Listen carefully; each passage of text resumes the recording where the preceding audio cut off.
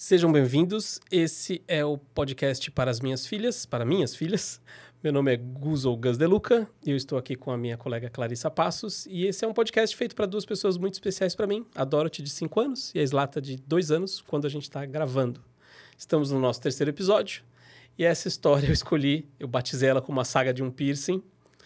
E é uma história que eu já tinha contado em outras ocasiões para outras pessoas, mas eu acho interessante contar para elas, porque assim, minhas filhas odeiam injeção. Eu acho que toda criança odeia. Não conheço uma criança que goste de injeção. Nem adulto, né, Gustavo? Não tem ninguém tem que adulto. gosta Meu irmão do meio, injeção. César, tem problemas até hoje com injeção, ele mesmo fala. Eu já não tenho. Hoje em dia, eu não gosto, mas é a mal vida. necessário. Você vai lá e administra, né? Agora, gostar não. é igual gostar de hospital, ou de enterro, ou de viagem de avião na classe econômica. Gostar, ninguém gosta, não dá, entendeu? não vai. E a Dorothy, principalmente, né, com 4, 5 anos, ela morre de medo. Se ela percebe que é dia de vacina, alguma coisa assim, ela já chora, ela já se desespera, etc e tal. E eu compartilho, porque quando eu era criança eu sentia a mesma coisa, e mesmo adolescente, mais velho, eu nunca gostei de injeção. E porque eu tô dizendo isso, né? É uma história de um piercing, então entra uma pontada nessa história em algum momento. Mas assim, quando você é jovem, né? Quando a gente tá virando jovem, né? 12, 13... Hoje em dia dizem que é antes, mas não, na minha época, 12, 13, 14 anos. Você quer ser diferentão, você quer ter seu estilo, você quer ter, né, ser reconhecido por alguma coisa visual diferente, né? Você quer se individualizar. Você quer se individualizar. Né? Eu lembro Ao mesmo tempo que você morre para Morro. fazer parte de um grupo. Exatamente. E na minha época, a minha rebeldia, entre aspas, foi deixar o cabelo crescer, que era o que dava, e eu decidi fazer isso. Cheguei até a primeira foto aí que eu separei, nem mostre muito, né? Porque é o único registro que eu tenho, sou eu no colegial. E é isso. Eu estou de cabelo platinado loiro. Graças a Deus a foto está desfocada. É o único não dá pra é ver o você único muito, registro. Gustavo. Pois bem, isso sou eu na FECAP, no 2º ou 3º colegial. A foto é muito bem tirada. Foi tirada pelo André, que estudou comigo, e acho que virou fotógrafo, viu? O cara. Muito! Então, muito pois boa é. a fotografia. Na sala de aula, e foi o André que tirou. Graças a Deus, é o único registro que eu tenho com esse cabelo. Porque é isso, a minha ideia, na verdade, eu deixei a franja crescer e eu queria deixar meu cabelo branco. E eu fui no salão e o cara falou, puta, branco numa tacada eu não consigo, eu vou ter que descolorir seu cabelo, ele vai ficar um loiro claro, mas aí você vem daqui a um mês e aí eu deixo ele branco. Eu não aguentei, esse cabelo durou acho que 2 semanas, e aí eu mesmo comprei uma tintura e pintei ele de preto, em casa. Aí virou um acaju, ficou nojento. Aquela coisa que você tinha que raspar a cabeça e desencanar, mas você é moleque. Aquela coisa de procurar uma individualização. Exatamente, né? a individualização. O bom do cabelo é que você corta e ele cresce e não Tudo bem. Tudo bem, a vida segue, né? E assim, na época, era menor de idade, não tinha como ter tatuagem, né? Algumas pessoas até conseguiam, mas era um trampo e tal, né? Tatuagem era coisa Eu acho que com seu pai era um pouco impossível você ter tatuagem enquanto menor. Ia ser impossível. E mesmo assim, eu tenho medo de agulha, e a tatuagem é um processo que envolve uma agulha por muito tempo, né? Ela fica lá um tempo. Você pode dizer, eu não posso, eu não tenho, nunca tive. E além do medo da agulha, eu nunca me decidi por... Eu sempre falei, vou tatuar isso. E uma semana depois eu já não queria mais isso, eu queria aquilo. Então, assim, como é que eu vou decidir por uma coisa permanente se eu mudo de opinião toda hora? Não ia casar, tipo assim, não ia dar certo. Eu sei que as pessoas passam por isso e vêm, sei lá, eu não tenho tatuagem, você pode me dizer melhor. Mas eu sei que eu nunca me decidi, vou fazer uma tatuagem. E nunca tive, honestamente, por muito tempo, qualquer pretensão de ter um brinco. Eu tenho um piercing no nariz, não sei se ele é muito discreto, na minha opinião, mas às vezes as pessoas percebem. E como é que aconteceu essa história do piercing? É curioso, porque isso, as pessoas nunca acharam que combinava com a minha persona, comigo. Mas por que você fez isso, etc e tal? Estamos voltando, então, para 1999, onde eu tinha meus 18, 19 anos. Eu não lembro exatamente que período do ano foi. E naquela época, um ano anterior, naquele período, tinha passado na MTV o que eu acho que foi a semente do reality show, que era aquele Na Real, Real World, né? Que eles seguiam jogos, colocavam os jogos pra morar junto. Era muito legal. Era muito legal. E uma temporada, não sei se é a 3ª, 4ª, 5ª, que foi a de Boston. Pra mim, foi muito marcante. Até hoje eu lembro dessa temporada, eu lembro de situações, discussões daqueles caras. E na temporada de Boston, é a próxima foto, tem os caras aí. Tinha um cara, que é esse cara com a tatuagem arregata aqui do lado, que era o Jason. E ele tinha um brinco no nariz. Não sei se dá pra ver direito. Um piercing no nariz. E eu gostava tanto dele, achava ele um cara tão descolado, tão bacanão, e as atitudes dele no programa eram tão legais, que eu fiquei com aquele, eu queria ter um piercing também, sabe? É isso, eu admito, não veio da minha cabeça. Eu me inspirei em alguém, tipo assim, tinha alguém. E na época também tinha, que é a próxima foto, quem não lembra, já tinha algum tempo, For Non Blondes, Linda Perry com seu piercing no nariz. Eu acho que ela foi a primeira pessoa que eu vi, assim, na mídia que usava. Então. E na época, vamos contextualizar, estamos em 2024. Contexto. Em 1999, um piercing no nariz não era qualquer coisa. Não era comum. Não existia essas coisas que você falou do cabelo, né? A gente sempre, quando é adolescente, faz isso, né? Tenta se individualizar ao mesmo tempo em que tudo que a gente quer pertence a um grupo. Sim.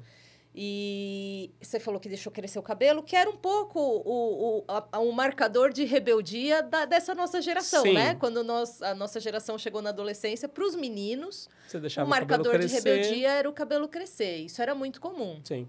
Pintar ou descolorir já era um passinho a mais, não era todo mundo que fazia. Já. Chegou uma época que para as meninas era raspar embaixo. Eu aqui tive atrás. O cabelo assim. Marina Lima, na capa do chamado. Você deixava crescer em cima e raspava embaixo. Eu lembro. Então, assim, não tem muita coisa de novo sob o sol. Toda geração, quando vai chegando e quer ganhar seu espaço, vai virando adulto, quer se impor, você tem os marcadores de época do que é rebelde e do que não é. E piercing foi meio que um começo nessa virada do século ali. Porque não se ouvia falar nisso aqui, ninguém tinha isso aqui. Eu lembro da reação... Estúdio de tatuagem já era uma coisa difícil de achar, não era em qualquer lugar. Sim, exatamente. E era uma coisa ainda com muito... tinha uma marca muito forte, assim, esse lance de ter tatuagem era uma coisa um pouco... não era uma coisa assim para todo mundo. Não. Era Meu uma pai coisa... sempre disse que... Olá. Vou citar seu Savério, vou citar seu Savério estando de novo. Meu pai sempre falava que para ele tatuagem era coisa de marinheiro ou presidiário. Então, porque tinha uma pecha. Era isso. Realmente tinha, mesmo caras que não fossem tão durões que nem seu pai, na minha família, a galera achava que tatuagem era um negócio assim... De bandido. É pra gente que não é normal. Exatamente. Entendeu? É pra alternativos. E piercing é uma coisa que teve essa mesma visão, pelo que eu me lembro, assim, na minha casa. E a galera falava, parece um... que comentavam? Tinha sempre um estigma. Não, meu pai falava, era uma mutilação, você agredindo seu corpo, era uma coisa... era uma mutilação, tinha um peso. E assim, tinha eu tinha essa visão no sentido, eu nunca gostei de agulha, né? Nem me passava pela cabeça. Mas é isso, eu via o Jason lá na Real, aí tinha Linda Perry, então, pô, que legal, personalidade. Fiquei com aquilo na cabeça. Eu estava com uma amiga minha na época, que hoje é a minha ex-amiga, então não vou citar o nome dela, mas era a minha melhor amiga na época, 18, 19 anos, eu estava no apartamento onde ela morava, no mesmo conjunto onde a gente morava, num dia de semana qualquer, sem fazer nada. E eu lembro que eu olhei e falei assim, poxa, pensei em fazer um piercing. Eu joguei como assim, vamos tomar uma Coca-Cola, sabe? Uma coisa assim, uma coisa descomprometida. E aquilo bateu nela de um jeito que ela falou assim, vamos, hoje, agora. E eu assim, não, calma, você não tá entendendo. Tipo assim, não, vamos lá. Não, eu nem sabia onde. Eu sei que assim, corta, nós estamos na Vila Monumento. Vocês estão na Galeria do Rock. E corta, a gente tá lá, não na galeria, mas na 24 de maio, né? 24 de maio. 24 de maio. O único lugar que eu sabia que fazia E aí, nessa só época. que a gente foi no estúdio do Polaco, que é um dos primeiros estúdios de tatuagem da cidade. Ele ainda existe. Não é no mesmo endereço. Na época ficava 24 de maio. E era num prédio, daqueles prédios antigos da 24 de maio. E corta isso. Uma hora depois que eu comento, estava pensando em fazer um piercing, como quem fala qualquer coisa, eu estava na porta do estúdio do Polaco com a minha amiga, com o dinheiro no bolso, para fazer um piercing. Porque tem pessoas que são catalisadores, tem pessoas, né, na sua vida. Não, eu não tive como dizer não naquele momento, mesmo estando o mais inseguro e incerto possível do que eu tava para fazer. E tô lá, eu até na estúdio de tatuagem, eu até anotei, Rua 24 de Maio, 225 República, é um prédio. Não é mais lá, mas era lá nessa época. E aí, é bom anotar aqui, né, senão eu esqueço. E aí, estávamos lá no estúdio do Polaco, a esposa do Polaco nos atendeu, era uma moça loirinha, cabelo claro e tal. E aí, o que vocês vieram fazer? A gente quer fazer um piercing. Minha amiga queria fazer na sobrancelha, que também era um local na época, né? Sim, acho que o Mike Patton tinha. E era não era nem o de bolinha, era aquele retinho, né? Era uma travinha, tinha assim, de duas trava bolas de trava. E tinha o de bolinha. E eu falei, eu queria fazer um no nariz e tal. Ah, não, tá bom, tal, papapá. Fomos lá, pagamos. E aí, sentem aqui, esperem e tal. E eu lembro que tinha um grupo de umas 3 ou 4 garotas, um pouco mais, talvez da nossa idade, um pouco mais, 20 e poucos anos, que também tava lá ou pra fazer tatuagem, pra fazer alguma coisa. E tinha umas 2 pessoas, o tal do polaco, que na época tinha cabelo comprido, barba, era bem um motoqueirão, assim, né?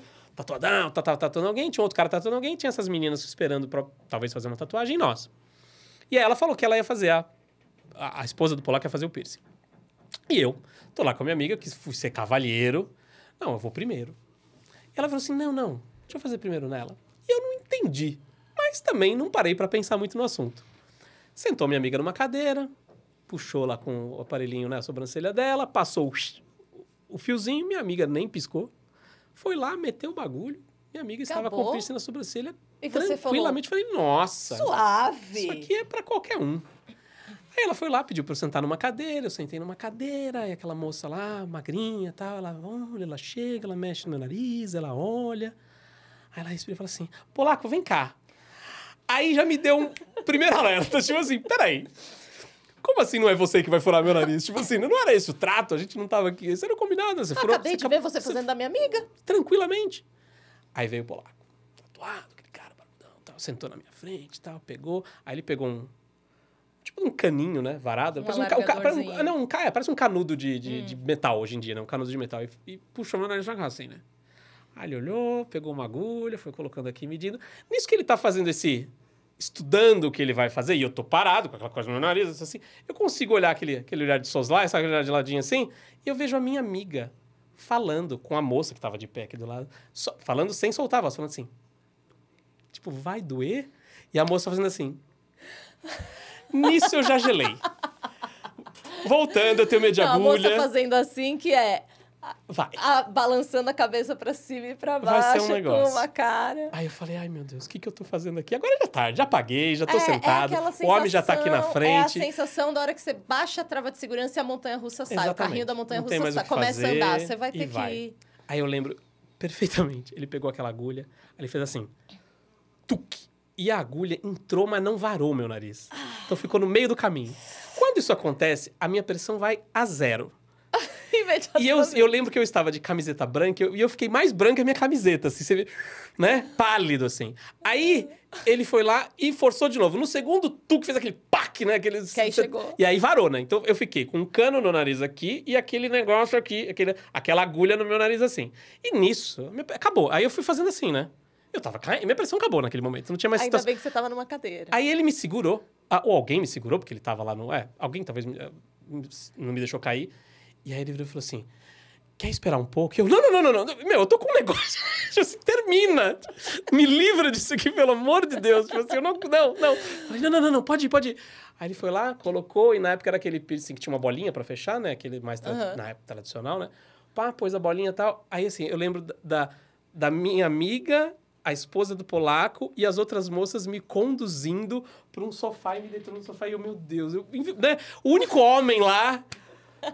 desmaiando, né? Pressão baixa, e um mando de mulher, você tá bem? Você tá bem? Na tipo maior assim. vibe, as mulheres ótimas na vibe, e você desmaiando. Humilhado, Não, assim. é aquele momento que você é deve um homem ou um pensar, rato? Um rato, sem dúvida. O que eu tô fazendo no centro de São Paulo, esse lugar árido, sujo, o que eu tô fazendo enfiado aqui? Um estúdio de tatuagem. Um estúdio de tatuagem. Uma hora atrás eu tava no sofá da minha casa na Vila Monumento, aquele bairro de subúrbio, fofo. Vivendo a minha vidinha. Sentado com a minha amiga, conversando. Como é que eu vim parar aqui, bicho? Com um tubo, uma agulha no meu nariz. Um cara tatuado, barbudo. Um cara tatuado e eu quase desmaiando. E aí, beleza, recuperei, né? Uma hora, vou dar sal pro cara, né? Dá sal pro cara. O cara levanta, sacode e tal, tudo bem e tal. Aí ela passou pra gente comprar na farmácia um daqueles iodo, aquela coisa, né? Pra passar, ó, durante os próximos dias, né? tem que passar, tome muito cuidado, sei lá o quê. Parará. E, obviamente, eu não avisei ninguém em casa, né? Então, aí você chega em casa, tá lá sua mãe. Você tinha se avisado, né? De que você ia fazer um piercing. Nem eu sabia. Quando eu saí de casa aquele dia, nem eu sabia que ia voltar assim. Aí eu sei que eu voltei, minha mãe já olhou com aquela cara de desolação, né? Mas vai fazer o quê, né? O garoto já tem 18, 19 anos. Já pode, né? Aí, beleza. Aí fui lá. Eu lembro que a primeira noite foi horrível, ardia. Eu não conseguia achar posição. Falava, o que eu... Vou tirar essa porra, não vai rolar. Isso aqui é o inferno na terra. Mas tarará. Aí, meu pai ficou sabendo. As notícias correm. E aí, eu lembro até hoje que ele marcou de encontrar com a gente num barzinho. Ele, minha madrasta, meu irmão e eu não lembro o nome do barzinho, mas perto da Vila Mariana do Paraíso, não lembro. E meu pai falou assim, eu não quero ver isso no seu nariz, então você trate de esconder. E eu, humilhantemente, coloquei um band-aid no meu nariz pro meu pai não ver o meu piercing. Até hoje eu me arrependo dessa noite. Porque é isso, né? Num primeiro momento eu não tive coragem de peitá-lo. Então fui eu com um band-aid no nariz. No barzinho encontrar seu pai. No barzinho encontrar meu pai e eu vi que eu tinha me mutilado. Ai, que que o corpo que Deus me deu eu estraguei. Ou coisas do gênero, não lembro. Não, meu pai não é religioso, nem nada disso. Mas né, era uma das formas de demonstrar que ele não concordava. O desapreço pelo que eu tinha feito. Mas eu sei que ele foi ficando, né? O maldito do piercing. O primeiro, ele era maior do que esse que eu uso, né? E depois eu fui perceber. Você vai vendo mais pessoas com piercing, a maioria das pessoas... O furo é aqui na curva, aqui em cima. E o cara me furou bem na ponta do nariz, quase saindo. Então, ficava um negócio que quase passava uma caneta. E eu, meu Deus, isso aqui é muito grande mesmo. Aí eu demorei, fui atrás do... Achei um cara que fazia joia, que virou e falou, olha, eu consigo fazer... Porque eu falei, eu não gostava da bolinha, eu escondia a bolinha dentro. Ele falou, eu consigo fazer pra você assim a bolinha, e eu vou fazer a menor circunferência que eu consigo, porque eu acho que é o que você vai precisar, que é esse cara aqui. Esse piercingzinho aí que tá aí. Foi o piercing que o cara me fez. E aí ele fecha nele mesmo, né? Uhum. E aí eu fechei nele. Isso, bem fininho, esse foi o terceiro. Eu tive um primeiro, esse da bolinha, mudei por um outro que era ruim pra caralho. Desculpa o palavrão. E aí fui pra esse. Isso deve ter sido em 2001. E esse danado ficou no meu nariz até poucos anos atrás. Eu não tirei, nunca removi ele pra nada. Tipo assim, não precisei nem nada. Tipo assim, ele foi sair... Eu lembro de fazer radiografia de dente, e os caras falam, tira o piercing, eu falo, não vou tirar. E saiu na radiografia o piercingzinho assim. Eu falo, não vou tirar. Eu fui ter que tirar quando eu fui fazer tomografia, que você entra tudo sim, que o imã puxa. Imã, E aí falei, não vai, que foi 2 anos atrás. Aí não teve jeito. Então, quando eu conheci, você estava com esse piercing. Eu estava com esse danado no nariz. Quando eu te conheci, antes do IG, esse era o piercing que você usava. Era esse, sem vergonha aí, que o cara fez. Eu nunca lembro o nome do cara, perdi o cartão dele, nem sei. E fiquei com esse. E até 2 anos atrás. Só que o duro é que, como ele abre e fechava assim, eu não conseguia mais fechar ele, né? Só que é isso, voltando. Em 2001, onde você comprava um piercing? Onde você achava um cara que faz? Hoje, aí, quando 2 anos atrás eu tive que mudar, entrei na loja, no site, 200 materiais, 300. E esse fecha nele mesmo. Esse aqui, porque se você tirava uma vez, ele acabou, né? Ele ficou todo torto. E foi isso. Essa foi a saga do piercing, que eu não recomendo. Mas você continuou... depois do sofrimento, eu falei, agora vai, né? Tipo assim, vou tirar. Depois de tudo que eu sofri, depois de tudo que eu passei, eu vou tirar esse negócio? Porque o da minha amiga, da sobrancelha, voltando, em 1 mês saiu. A pele expeliu. A pele dela foi ficando rarefeita, e puc. E ela ficou com uma cicatrizinha e nunca mais pôs. Então ela, que tava toda empolgada, que queria fazer, não durou 2 meses aquela porra. E você segue com o seu piercing até hoje, 20 anos, mais de 20 anos. 1999, 20 e tantos 25 anos depois...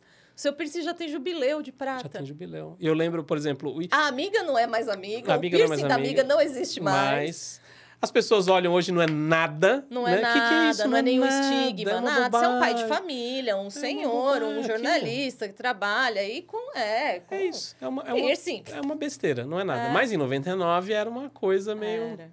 Era uma coisa... Assim, tal. Hoje, meu pai, obviamente, né? Passou aquela fase... Você conseguiu tirar o band-aid, ele não teve, não morreu. Ele não morreu, ninguém morreu. Eu lembro que quando eu comecei a namorar a minha esposa, e ela comentou com o vô dela, que eu tinha piercing, ela disse que o vô dela falou assim, arranco no tapa. É um homem do, né? Seu Vili, amo seu Vili, né? Arranco no tapa. Um homem rústico. Rústico. E aí... Mas aí, quando ele me conheceu, de 2 uma. Ele não enxerga bem. Ou ele não enxergou, ou ele desistiu. Ou ele deixou pra lá. Achou você simpático, cara legal, rapaz interessante. Rapaz, né? Até hoje ele gosta de mim. Bem intencionado. Seu Vili desistiu de arrancar seu piercing no tapa. Ou talvez apenas não tenha visto. Eu também acho. Eu particularmente, passo meses sem notar. Eu não percebo. Pra mim não existe. Eu nem lembrava. É muito difícil. Eu não lembrava quando a gente se conheceu que você tinha. Tem gente que é isso, que anos depois... Já teve gente que falou assim, você pôs um piercing? E assim, me conhece há 5 anos. E, não, sempre teve aí. Tipo, mas assim, acho que depois ele funciona bem com você. Apesar de que realmente eu entendo a reação das pessoas que falam, nossa, Gustavo de piercing... Eu sempre fui um nerdão, né? Eu também acho que agora casa, né? Já tá há muito tempo, já é parte do corpo. Você vê que se você consegue ficar 25 anos com um negócio... Some o estranhamento. Em Tudo algum ponto desses 25 anos, o estranhamento se vai. Meninas, então, se vocês quiserem colocar um piercing, Conversem com seu pai antes, ou ouçam essa história. Pensem bem. E é isso. E o polaco tá aí. Não conheço, mas... Se quiser colocar polaco, só não recomendo no nariz. O nariz é meio traumático, eu acho. Hoje em dia, talvez tenha outras técnicas, né? Que não seja o cano e a agulha, não sei. Talvez. Se tem pistolinha. Mas é isso. Muito bom. Muito bom. E é isso. Ó.